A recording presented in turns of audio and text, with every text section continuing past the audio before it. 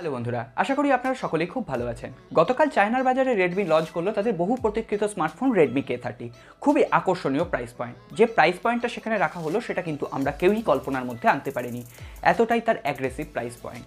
4G ভার্সনের ফোনটির দাম রাখা হলো 14,999 টাকা ইন্ডিয়ান প্রাইস কারেন্সিতে কনভার্ট করলে, যেটা বাংলাদেশে গেলে 18 থেকে 20,000 টাকার মধ্যবর্তী।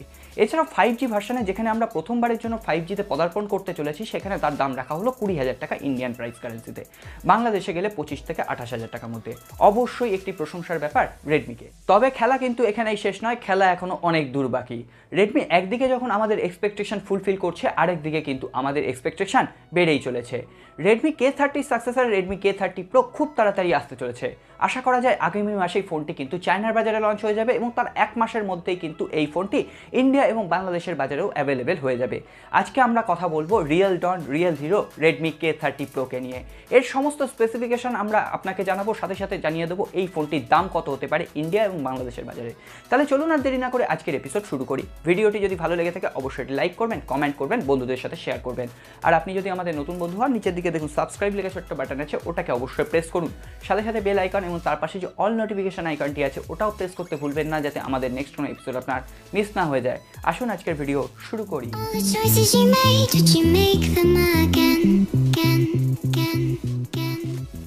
রেডমি যতই আমাদের এক্সপেকটেশন ফুলফিল করুক না কেন, রেডমি যখন কোনো প্রোডাক্ট লঞ্চ করে আমরা যতই ভালো কিছু পাই না কেন, আমরা কিন্তু সমালোচনা করতেই থাকি। এই ধরুন না, রেডমি K30-তে সুপার অ্যামোলেড স্ক্রিন নেই, এটা নিয়ে আমরা কমপ্লেন শুরু করে দিয়েছি, সমালোচনা শুরু করে দিয়েছি। রেডমি K30-র যে উইক পয়েন্টগুলো আছে সেগুলোই ঢেকে দিতে আসছে রেডমি K30 Pro। প্রথমেই আমরা কথা বলবো রেডমি K30 Pro এর ডিসপ্লে, ডিজাইন এবং বিল্ড কোয়ালিটি নিয়ে। এখানে পাবেন 6.7 inch full HD plus full view super AMOLED display.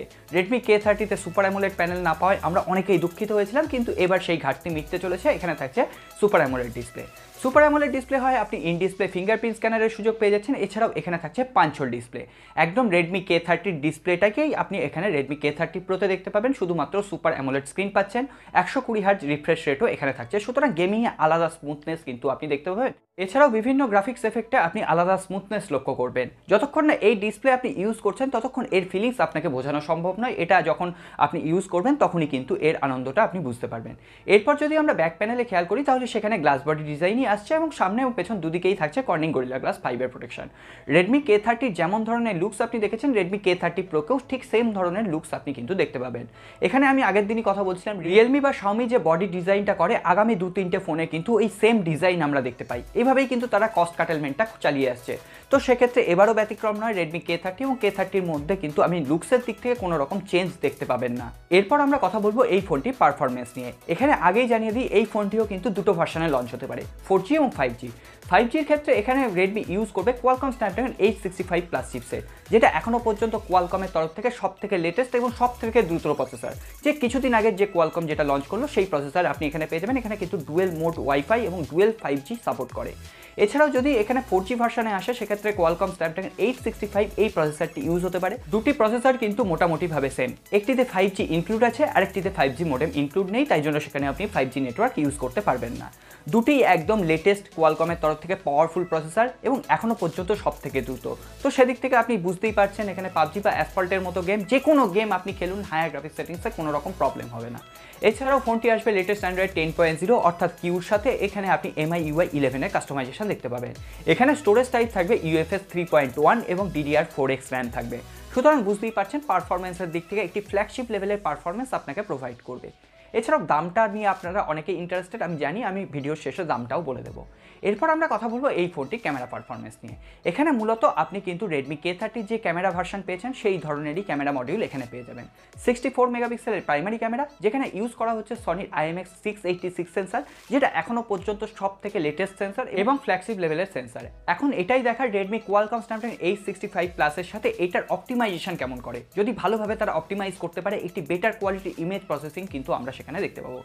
এছাড়াও থাকছে 13 মেগাপিক্সেলের একটি ওয়াইড অ্যাপারচার লেন্স, 8 মেগাপিক্সেলের একটি টেলিফটো লেন্স যেটা দিয়ে আমরা ডেপথ মোড ক্রিয়েট করার জন্য ইউজ করতে পারবো। এছাড়াও থাকছে 2 মেগাপিক্সেলের একটি ম্যাক্রো লেন্স।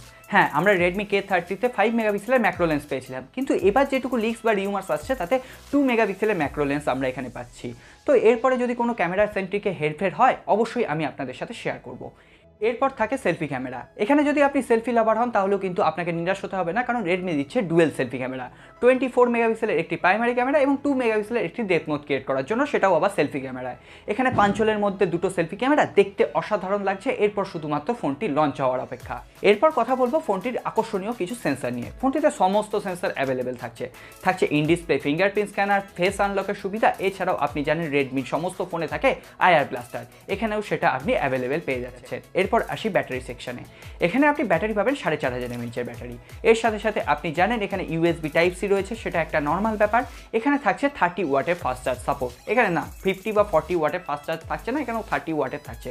এবং আশা করা যায় বক্সে রেডমি এবার 30 ওয়াটের ফাস্ট চার্জারটাও প্রোভাইড করছে। সেক্ষেত্রে আপনি ফোনটিকে 0 to 100% করতে 1 ঘন্টার থেকেও কম টাইম নেবে, বা 1 ঘন্টাই টাইম নেবে ধরুন। সেক্ষেত্রে আপনি সারাদিন ফোনটিকে ইউজ করতে পারবেন নির্দ্বিধায়, এ ব্যাপারে কোনো রকম সন্দেহ নেই। ফোনটিতে আপনি 3টে র্যাম ভ্যারিয়েন্ট পাবেন। 6GB র্যাম ভ্যারিয়েন্টের সাথে 64GB internal memory, 8GB RAM ভ্যারিয়েন্টের সাথে 128GB ইন্টারনাল মেমোরি এবং 8GB র্যাম ভ্যারিয়েন্টের সাথে 256GB ইন্টারনাল মেমোরি। এর সাথে সাথে জানিয়ে রাখি এখানে আপনি 3.5mm হেডফোন জ্যাকও পাচ্ছেন, এছাড়াও SD কার্ড স্লট পাচ্ছেন। তবে যেটুকু শোনা যাচ্ছে এখানে কিন্তু হাইব্রিড সিম স্লট হওয়ার সম্ভাবনা সব থেকে বেশি। এরপর একটা জিনিসই পড়ে থাকে, এই ফোনটির দাম কত হবে। আমরা যে অ্যাগ্রেসিভ প্রাইস পয়েন্টে রেডমি K30কে দেখেছিলাম, অ্যাগ্রেসিভ প্রাইস পয়েন্টে কিন্তু এবার রেডমি K30 Proকেও দেখতে পাবো। সুতরাং ইন্ডিয়ান প্রাইস কারেন্সিতে ফোনটির দাম হবে 25,000 টাকার মধ্যেই এর বেস ভ্যারিয়েন্ট। বাংলাদেশে গেলে এই ফোনটির দামই হবে 30 থেকে 32,000 টাকার আশেপাশে। তো এরপরে আপনাদের কি মনে হয় কোন প্রাইস পয়েন্টে ফোনটি লঞ্চ করবে? এছাড়াও যদি স্পেসিফিকেশন নিয়ে আপনাদের কোনো অভিযোগ থাকে অবশ্যই কমেন্ট বক্সে আপনি লিখে জানান। আপনাদের ফিডব্যাকটা কিন্তু আমাদের জন্য খুবই জরুরি। তো আজকে আর ভার্টবুকে সময় নষ্ট করব না, অলরেডি অনেকটা সময় নষ্ট করে দিয়েছি আপনাদের। যদি ভিডিওটি ভালো লেগে থাকে, হেল্পফুল মনে হয়, অবশ্যই একটি লাইক করবেন। আপনারা জানেন আপনাদের একটি লাইক আমাদের পরবর্তী ভিডিওতে অনেক বেশি মোটিভেট করে। আর আপনি যদি আমাদের নতুন বন্ধু হন, নিচের দিকে দেখুন সাবস্ক্রাইব লেখা ছোট্ট বাটন আছে, ওটাকে অবশ্যই প্রেস করুন। সাথে সাথে বেল আইকন এবং তার পাশে যে অল নোটিফিকেশন আইকনটি আছে ওটাও প্রেস করতে ভুলবেন না, যাতে আমাদের নেক্সট কোনো এপিসোড আপনার মিস না হয়ে যায়। দেখা হবে আগামী পর্বে। খুব ভালো থাকবেন।